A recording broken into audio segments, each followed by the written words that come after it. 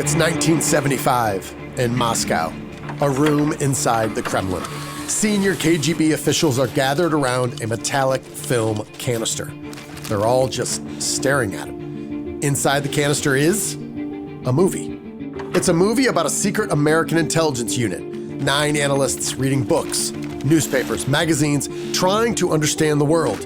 And the Russians come to a terrifying conclusion. If this is now a Hollywood film, how many years has it been an actual spy department? So the Soviets did what any rational competitor would do. They built their own version.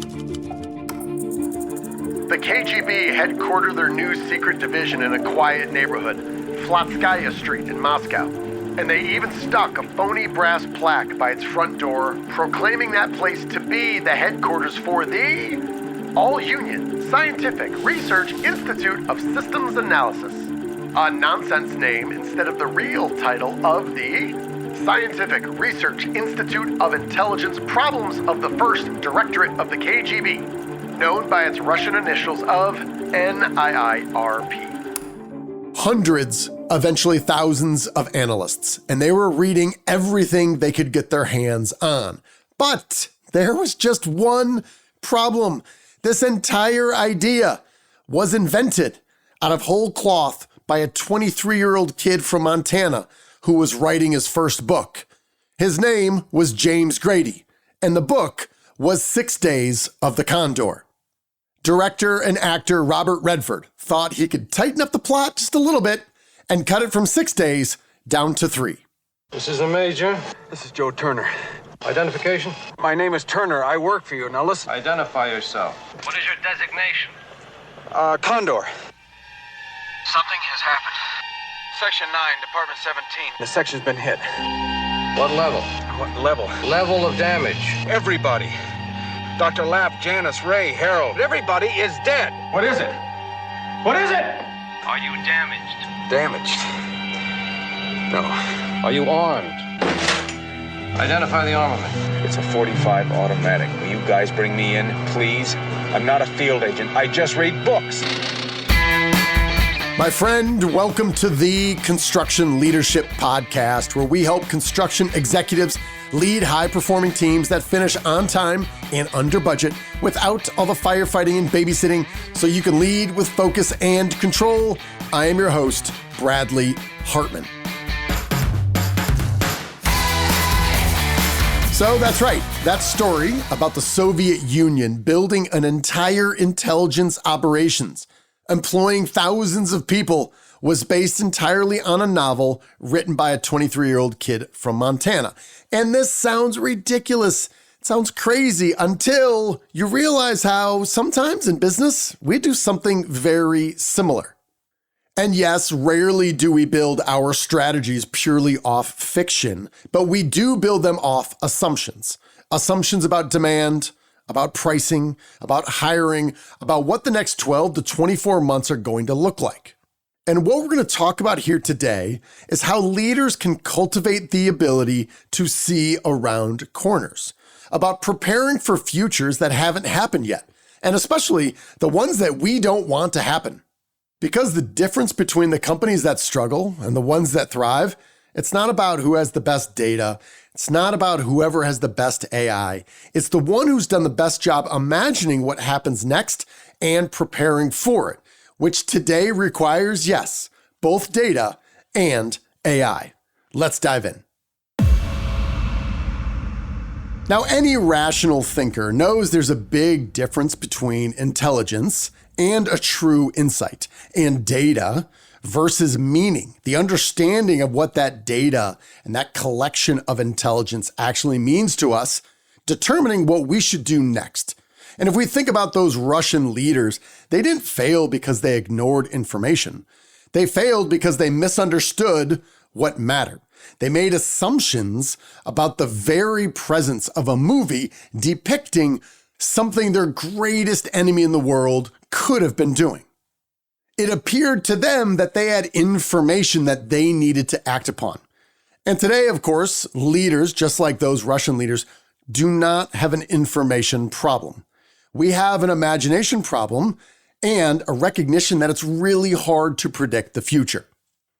Now, here's something interesting as well that might make you feel better or worse as we think about all the unpredictability and the uncertainty that we are facing today. Is sometimes everyone knows something is coming, and we still fail to adequately plan for it. And to understand this particular problem, you have to understand a guy named Pierre Wack. And I wish so much this guy wasn't French, because his last name is spelled W-A-C-K. And there's just something about calling this guy Pierre Wack that brings me joy.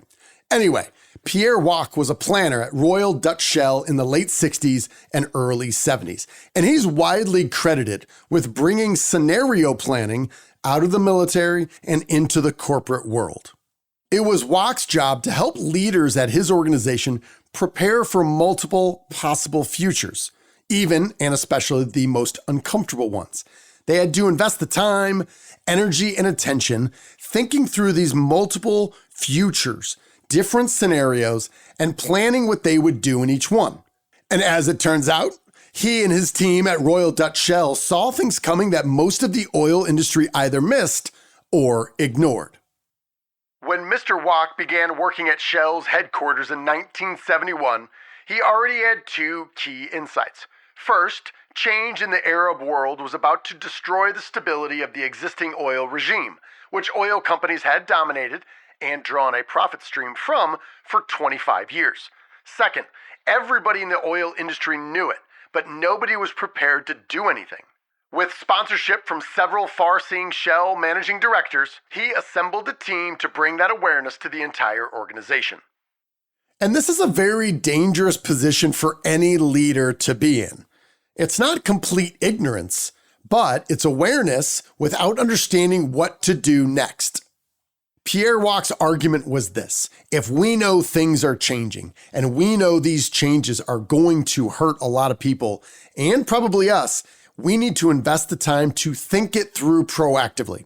And then if we understand these various possible scenarios in the future, and we plan to go on offense in each one of them, when one of them actually happens, we will be ready. We will react faster because we have already thought through what we would do, and then we would just execute. So Pierre Wack within Shell built a scenario planning team. And then they started looking outside their organization. They ignored the silos within Royal Dutch Shell and looked at the entire playing field. They were trying to understand what is happening politically, economically, socially, and technologically. And in many of these scenarios, they realized that there was the potential for a huge oil shock.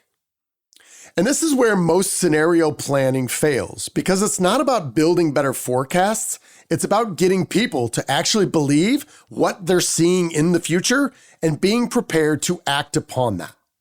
What then does it take to come up with the kind of scenario that makes people shed their natural defenses so they can understand and prepare for the futures that are inevitable, if only they could spot the factors that create them? Mr. Wack spent his last year with Shell traveling the world trying to come up with an answer to this question. So there's two really challenging things about this. Number one is summoning the effort and the persuasion skills to develop a team that is really intently looking into the future and coming up with these, what Pierre Wack called these very vivid scenarios. So the one part is getting a team together to actually do that. And the second part is accepting it early enough to actually do something about it. And if it has slipped by you here, I think this is relevant now as we are thinking about, yes, more turmoil in the Middle East. Yes, it's related to oil. And yes, some things are going to happen to supply chains and pricing and a whole bunch of other things. And scenario planning at its root is about rehearsing for multiple futures. The real value isn't in the prediction, it's in the preparation. And the most basic scenario planning that I and my team will engage in, because we are not experts in this like Pierre Wack, is thinking through the future and saying, all right, what's the base case? What do we think is going to happen? What's an upside and what's a downside? That's three fairly easy scenarios to think about and then document what we would do in each one of those. This, of course, is very different than what Pierre Wack and his pile of nerds working in London were doing as they were thinking about oil markets in the global economy. But it's a wise move when we recognize that things are volatile and they're uncertain and there's unlimited complexity and randomness in our world that we should be thinking about adapting and how would we react if something happened. And here for me is where this comes back to confidence intervals. We're not just making predictions and putting them on paper, we're putting odds on them.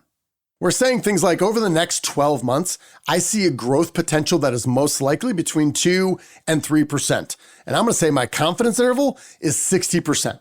I'm marking a line in the sand saying, I'm going to quantify how confident I am in the future. And whether I'm right or I'm wrong, I'm going to learn. And then maybe you'd say, hey, I think it looks flat to maybe slightly negative up to 1%. I'm 25% confident in that. And I believe there's going to be upwards of a 10% decline. And that's, I'm going to say 15%. The key here is that you have to track it, because if you want to see around corners, you have to measure whether you actually can. And this is why when we are working with executives, we require weekly updates to our Better Decisions app. Now, this is a free app and it's free for a reason. I want as many people using this as possible. And the whole idea behind the Better Decisions app is to quantify your predictions in the future and see if you are actually good at this. And here's a little insight to something that may be obvious. When you do quantify your predictions in future events, you're going to find in certain domains, maybe it's dealing with salespeople or maybe it's evaluating budgets on existing projects, you're going to find that you are very competent. You should be confident in anticipating a certain future event. In certain domains, you are good at predicting the future. In others, you are not good.